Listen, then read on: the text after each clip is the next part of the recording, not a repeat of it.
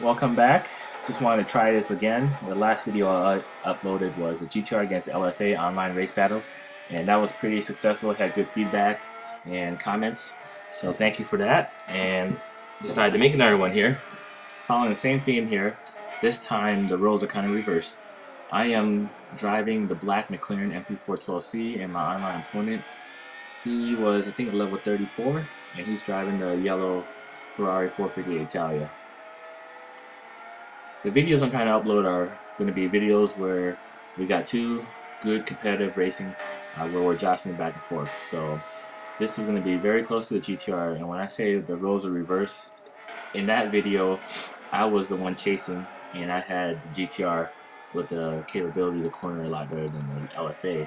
In this one, the roles are reversed. I'm driving the MP4-12C and I'm leading now, so I'm going to try to give you play-by-play of what's happening. The penalties are set on high, and you can see that he incurred a penalty early on that chicane, so I stopped and waited for him, and now the race really begins. So talk about the game settings. This game setup is at 550 pp, racing soft tires, penalties set on high.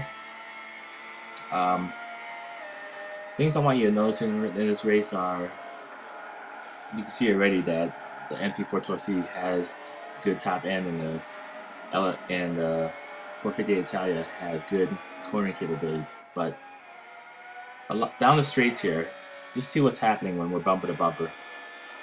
It's going to play an important role in the outcome of this race at the end.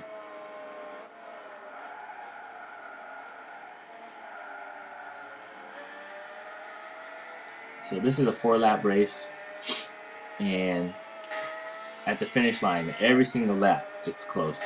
It's inside a tenth of a second. So we'll just cross the line together there, bumper to bumper. But once we get to the top end here, he just doesn't have enough to actually pull it off and overtake. So what's going through my mind when I'm leading is I know that, you know, through each corner we have to brake, and that's the areas where he can catch up. But I want to focus, hit my lines, and see if we exit, will he have enough to actually catch the draft and overtake before the next braking zone. That's very important. So going through these sharp corners here, you know, he comes out of each corner exit, and he's, you know, right behind me, drafting me, but we reach another braking zone, another turning area, so he just doesn't have enough to overtake me. And that's what makes this track layout really good, to give a balanced fight between two cars of different capabilities.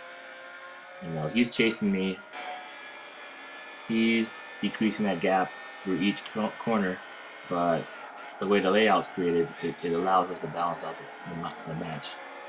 And right there, you know, long straightaway, he's drafting me, but then we have to hit the brakes. Again, he's catching my draft, and you can look on the screen to the left there. He's gradually gaining on me there. That's pretty cool how the spoiler comes up there. That's something I think GT5 I like about, you know, they put that much detail into the game to get that right. Again, we're going to cross the finish line neck and neck, bumper to bumper. So that's where he does slingshot around me, just barely though, but it took him a long time for him to actually get to it. So I wasn't too worried yet. You know, he passes me there. I saw him coming on the inside, and you know, we were respecting each other throughout the night when we were racing online. So I didn't just want to collide him coming through that chicane. And here I have the draft coming around him. We're going to go too wide going through this chicane, and that was a tough overtake without having any collisions. So I'm back up front leading now, keeping an eye back on my opponent. You can see that corner, he does it better than me in that corner, but thankfully we come up to another corner and he can't pass me yet. So now down the straight here, he can pass me. So he's coming, he has a lot of momentum this time, but the momentum only carries him so far before we hit a braking zone, and his top end, doesn't kick through. So he drops back in line to chase me again. I was going to attempt the same thing. Again, good exit speed. You can see it. He has momentum. Just not enough, though. Coming to the side, neck and neck, and he's just not moving forward anymore. But I know he's on the outside. I know he's going to track in, hit the apex, so I slow down. He gets in front of me. No big deal. It's only the end of the third lap. I was kind of thinking, okay, gives me a chance to see what happens here. Can I catch the draft? Can I slingshot and pass him? And it came very close there, probably a hundredth of a second. I should have done it a little bit sooner, then I would have passed the finish line before him, but no big deal. Now it's the fourth lap.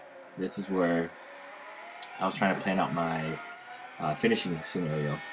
And I was thinking, okay, at the end there, I noticed that if I did chase him a little bit closer and catch the slipstream sooner, then no big deal if I'm chasing. But before that happens, he decides to make a move here, and it didn't pay off for him. And I don't fault him for making this move. I actually respect that of an opponent. You can keep chasing and hope for your lead to make a mistake. I mean, if you pressure him well and you can notice that he's going to make a mistake, then keep doing what you're going to do. But if you want to win, you can't keep doing the same thing over and over.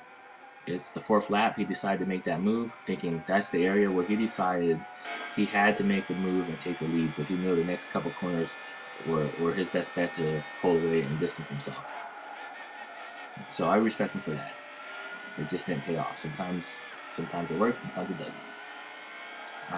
We decided I didn't stay at the same mindset once I took that lead, and I was off on my downshift there. I over-revved third gear, and he was cornering real well and got back in the race.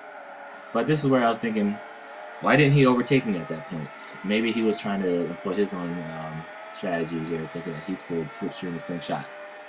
And I was looking back, keeping an eye on it, and I was thinking, hopefully it's been consistent the rest of the race that top end I win. So that did. Good race. The engines we need are everywhere around us. Hell yeah.